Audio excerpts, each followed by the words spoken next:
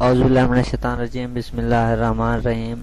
السلام علیکم دوستو، امید کرتا ہوں کہ آپ سب خیریت سے ہوں گے۔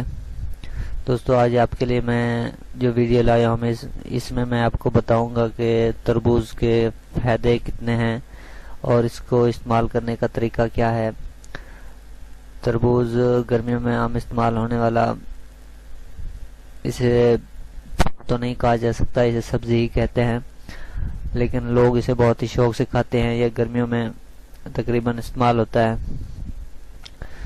دوستو، ویڈیو شروع کرنے سے پہلے میں آپ کو ایک حدیث کا مفہوم بتا دوں، جس کا مفہوم ہے حضرت عائشہ رضی اللہ تعالیٰ عنہ فرماتی ہیں کہ نبی کریم صلی اللہ علیہ وسلم تربوز کو تر کھجور کے ساتھ ملا کر کھایا کرتے تھے اور فرمایا کرتے تھے، ہم کھجور کی گرمی کو تربوز کی ٹھنڈک سے اور تربوز کی ٹھنڈک کو کھجور کی گرمی سے توڑتے ہیں۔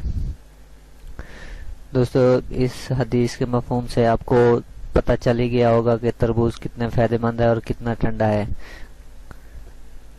تو تربوز کے مزید فائدوں کے بارے میں آپ کو میں آگاہ کرتا ہوں۔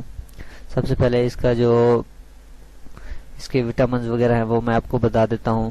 تربوز میں گلوکوز، فاسفورس، نشائستہ دار، شکری روغنی اجزاء، تقریباً تمام وٹامن اے، بی اور سی، فولاد، پوٹاشیم، کیلشیم اور گوشت پیدا کرنے والے اجزاء پائے جاتے ہیں۔ تربوز کو استعمال کرنے سے دائمی قبض کے مریض رات کو تربوز اگر کھائیں تو ان کو قبض میں فائدہ ہوتا ہے اور قبض کا خاتمہ ہو جاتا ہے۔ جن مریضوں کو پیشاب رک کر آتا ہو وہ تربوز استعمال کریں تو مثانہ صاف ہو جاتا ہے اور پیشاب کھل کر آتا ہے۔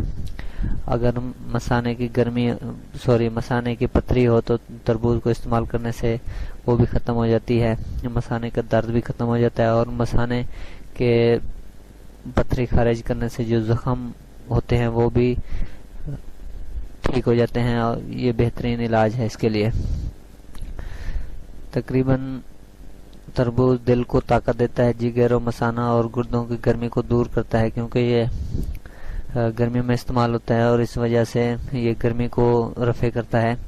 اس کے استعمال سے ہاتھ پاؤں کی جلن، ناف کے مقام یا اس کے آس پاس بوجھ معلوم ہو یا طبیعت بے چین رہتی ہو تو اس کے لیے یہ فائدہ ہے۔ اگر معدے میں جلن ہو تو اس کی اصلاح کرتا ہے، گرمی کے بخار کو فائدہ دیتا ہے، گردوں اور مثانے کے پتھری کو توڑ دیتا ہے۔ تربوز کیونکہ ٹھنڈا ہے اور مقوی بھی ہے، اسی لیے تربوز جسم کو موٹا کرتا ہے، دل کو فرحت دیتا ہے۔ تربوز سے خون کی تیزابیت اور گرمی ختم ہو جاتی ہے۔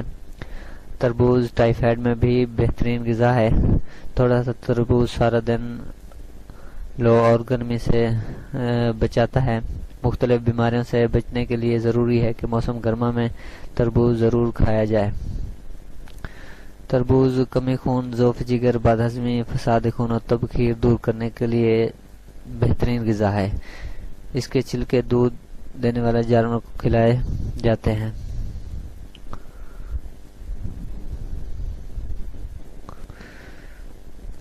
اس کے ساتھ ساتھ تربوز کے کچھ اور بھی فائدے ہیں۔ تربوز قبض کے مریضوں کے لیے بہت مفید ہے اور یہ قبض توڑنے کے لیے بہت اہم کردار ادا کرتا ہے۔ گرمی کی شدت کو کم کرتا ہے اور جگر کی گرمی کو دور کرتا ہے۔ معدے کی سوزش اور پیشاب وغیرہ کی جلن کو ختم کرتا ہے۔ تربوز نہ صرف پیاس بجھاتا ہے بلکہ جسم کو توانائی اور فرحت بخشتا ہے۔ تربوز پیشاب آور ہے، چنانچہ یہ گردے مثانے میں پتھری بننے کے عمل کو روکتا ہے، اور اگر پتھری پہلے سے موجود ہو تو اس کو رفع کرتا ہے اور توڑ کر مثانے کے ذریعے سے خارج کر دیتا ہے۔